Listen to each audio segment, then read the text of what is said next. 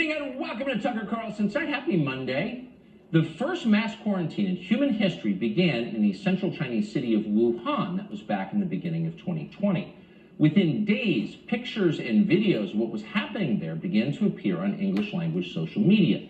And at the time, the images were shocking to everyone in the West. The Communist Party of China had effectively imprisoned 11 million people simultaneously. The citizens of Wuhan were confined by government order to their apartments, and those who tried to leave sometimes found themselves welded inside. Some of them starved to death. Authorities in hazmat suits dragged screaming citizens into vans and then drove them to internment camps. Watching this, you could barely believe it. China seemed to have gone insane, moving from authoritarian to dystopian in a single day. So this was the world's introduction to COVID-19, a virus we later learned the Chinese government itself helped create. Looking back, it all seems like a bad dream. COVID panic is now ended. The virus no longer constitutes a public health crisis in this or any other country. And it's clear in retrospect that government lockdowns, whatever their motives, in the end hurt far more people than COVID itself did. The much touted vaccines, meanwhile, provided nowhere near the protection the drug companies had promised, and at the same time came with significant risks that even now have not been openly discussed. So at this point, knowing all this, as everybody does, countries all over the world are lifting their coronavirus restrictions.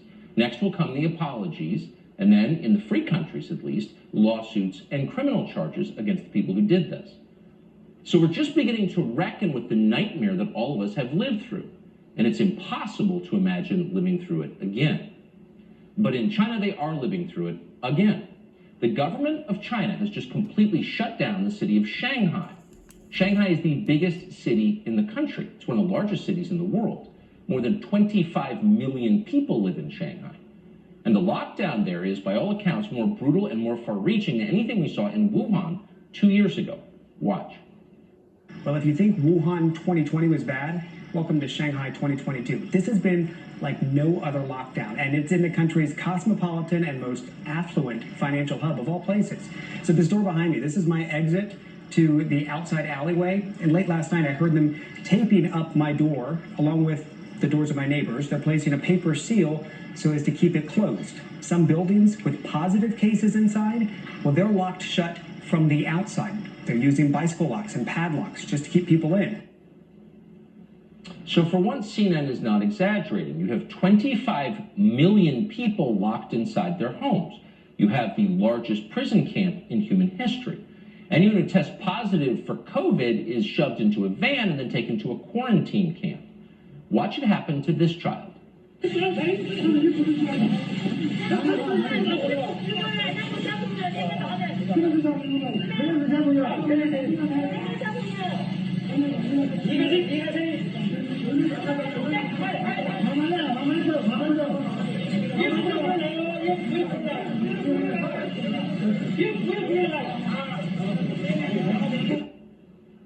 So where are those vans going? Well, here are pictures of a quarantine camp in China. The child you just saw may be there now. Many thousands of Chinese citizens are. At this camp, mattresses are strewn on the floor of cells. There's no water. There's just one shared toilet. Just days ago, the inmates you see here were living ordinary lives in their own homes. Now they're in prison. What happened to the lives they left behind? What happened to the dogs and cats they left at home? Well, chances are Chinese police beat those dogs and cats to death on the street. That's happening tonight all over Shanghai, a mass slaughter of pets. Now, we hesitate even to show this to you. It's too horrible, but it's also real, and we thought you should know. The COVID prevention worker was caught on camera bashing to death a pet corgi. Apparently, this happened after the pet's owner had tested reportedly positive for COVID-19 and taken away to a quarantine center. It was a resident in the compound who filmed this video and filmed how this health worker used a shovel to strike the corgi 3 times before the pet dog died on the scene. A corgi beaten to death with a shovel. In China, that's COVID protection. The Chinese government has also confiscated some huge but unknown number of house cats from people's homes, thrown them in bags, and left them on sidewalks to be killed.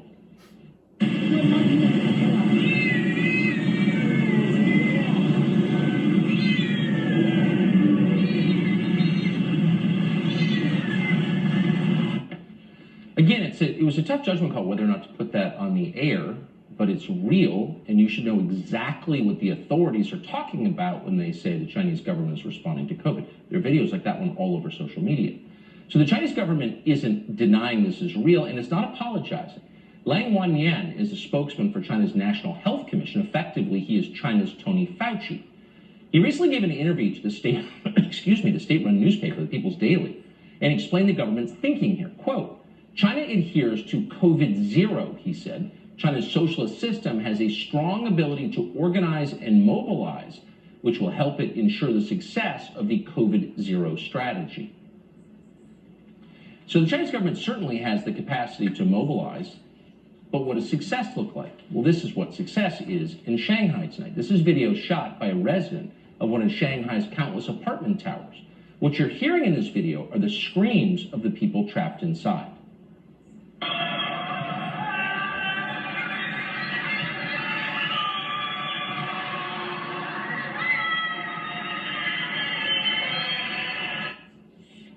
Has there ever been a clearer picture of what hell is like? 25 million people imprisoned in concrete apartment blocks, screaming for help and slowly starving. In the words of a Western journalist called Jeff Groleman, who is apparently stuck in Shanghai, quote, this is the biggest, richest, most international city in China, and people are starving without medicine, without freedom. Parents are separated from their children, the military is on the streets, and Shanghai's optimism has ground to a halt. But it's worse than that. Some in Shanghai are so desperate they are crying out for food. Watch. And people are complaining that stores have run out of food and it's nearly impossible to schedule deliveries because couriers can't keep up with the demand. One man in Shanghai documenting the shortages on Twitter says, we had 3 deliveries that were booked to deliver today. All 3 were cancelled. On social media, videos not verified by NBC News described as protests by people desperate to get food and medicine. Store shelves cleared out. This man on the street yelling, what am I supposed to buy? What am I supposed to eat? In some areas, drones telling people to stay home. Control your soul's desire for freedom, it says. And in this video, the residents yell at the police at one point. They say, we are starving. We are starving, they scream at stony-faced police as drones overhead tell them to stop longing for freedom. This is, again, the richest city in China, and you never thought you'd see anything like this. So the question is, what is going on here?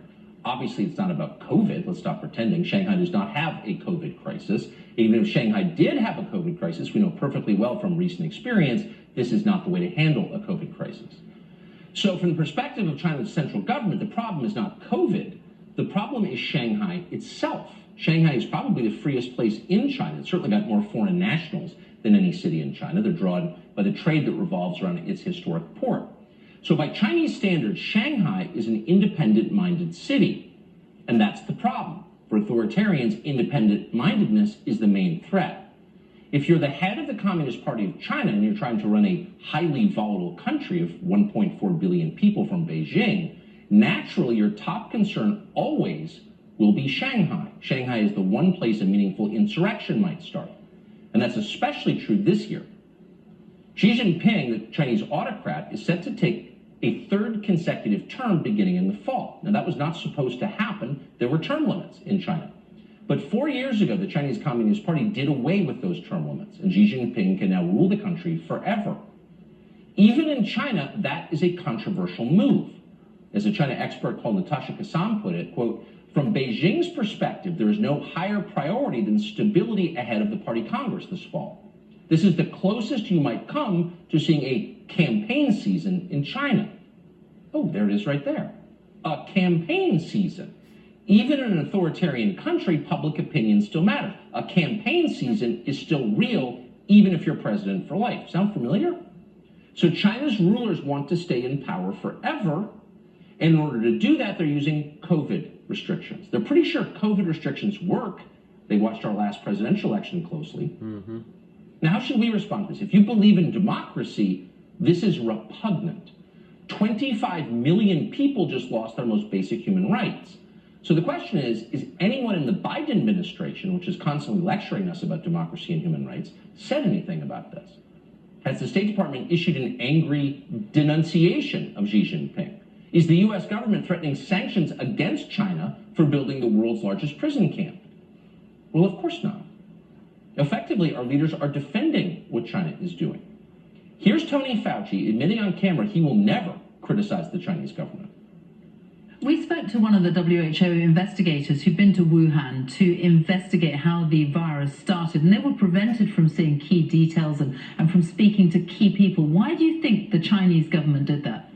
You know, I don't want to create any or mention any disparaging remarks about that, but the Chinese are very closed in a way of being very reluctant, particularly when you have a disease that evolves in their country. They become extremely secretive, even though there's no reason to be secretive. I think they were very concerned and maybe embarrassed that the virus evolved from their country, but there's nothing wrong with that. Yeah, so they lied about an international pandemic that they clearly had a hand in creating, but according to Tony Fauci, there was, quote, nothing wrong with the Chinese government lying about COVID. There's certainly nothing wrong with starving the population of Shanghai. He would have said so if there were. In fact, Shanghai may be a model. A longtime Harvard epidemiologist called Eric Feigelding just wrote an op-ed explaining that we should all be grateful for the atrocities the Chinese government is committing in Shanghai tonight because they're in, quote, everyone's interest. A health security expert called Nicholas Thomas just told CNN that Shanghai is an inspiration to the world's leaders. Quote, the legacy of Shanghai will see a return to mass lockdowns for larger cities in the near to medium term. And if you watch carefully, you can see all of this taking shape. And why wouldn't it be taking shape in this country? We've got midterm elections coming, and the ruling party is predicted to be in tough shape.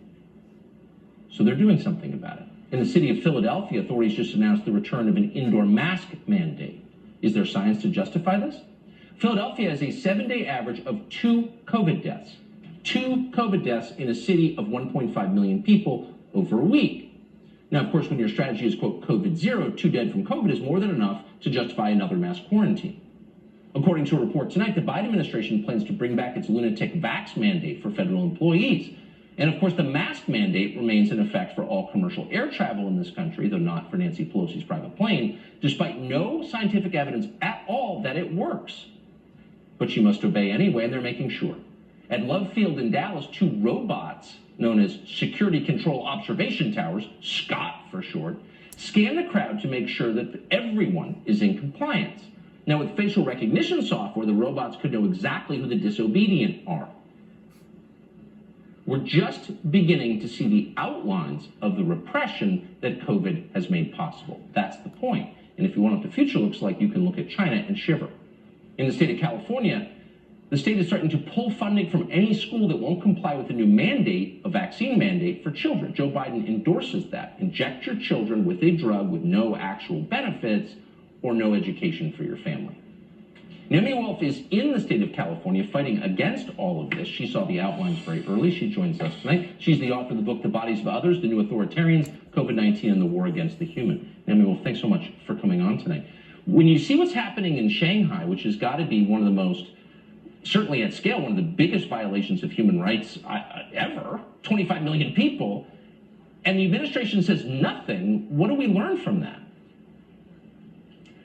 I mean, you're not wrong to say this is the future, and it's not just the future in Shanghai, it's the future for us, and it's the future throughout the West unless we continue to fight back the way we have here in LA in this Defeat the Mandates rally. 2020 was the story, right? It launched a narrative. And the narrative is you can restrain billions of people, lock them in their homes, inject them against their will, mask them against their will, destroy their economies, suppress all their human rights. But if the narrative said COVID, that was the plausible deniability that you weren't actually just a flat out fascistic tyrant. So that was just preamble. And so now Shanghai is the next step. And the surveillance of us by these machines is the next step. And the injecting of children by force in California, you know, California is always the tip of the spear, is going to be rolled out across the country, just like I warned vaccine passports would be rolled out across the country. And there's nothing now, you know, with this script in place to prevent this kind of lockdown from happening again in American cities. And you're right to worry about the midterms. Given the history of totalitarianism, there's no reason to believe that the midterms, which will deliver a resounding defeat to the Biden administration, are going to be allowed to unfold without an emergency. And if that emergency keeps us all at home, all the better. So I just want to say, for people who don't know, Washington State launched a regulation for the Board of Health that would allow this kind of quarantine without oversight if you're quote unquote exposed to a bloodborne pathogen, and you can't get out without a court order. And New York State, where I live, is trying to do the same thing, and 2 state senators have taken action to stop Governor Hochul from just sneaking it in through, again, a Board of Health regulation. So they are preparing to do things like this here in the United States, to do them in Western Europe, because this is a global script. And if we don't wake up to it now, there's not going to be an alternative. It's also bewildering for anyone who's rational-minded, because the last 2 years of COVID response, lockdowns, mandatory vaccines, etc., didn't prevent 1 million people from dying. It didn't work as an epidemiological matter. So on what basis can they justify another round of it? Mr. Carlson, when I read, CNN describing what's happening in Shanghai, I feel ill. They are still hewing to the narrative that lockdowns have a relationship of any kind to epidemiological success. It's a falsehood. The data are in from multiple studies. It's beyond question. Lockdowns didn't work except to create other kinds of catastrophic outcomes, from deaths of despair, deaths from suicide, opioid overdoses, suicidality among children. As we all should know by now, California did no better fully locked down than Texas and Florida did, opening up. Britain did no better lockdown than Sweden did, open up. It doesn't work. And, brave epidemiologists and public health experts have been saying that. Yeah, I don't think we can put up with this, and I'm glad you're not. Naomi Wolf, thanks so much for joining us and for everything you've been doing on this. Thank you so much. So it's always a crisis that justifies repression. So Barack Obama just emerged from one of his many houses to tell us that people will die if you get to use your First Amendment rights. Free speech is a threat to their lives. And then Joe Biden emerged from wherever he spends his days to tell us we have to get rid of the Second Amendment because people are dying. See a theme here? Wait,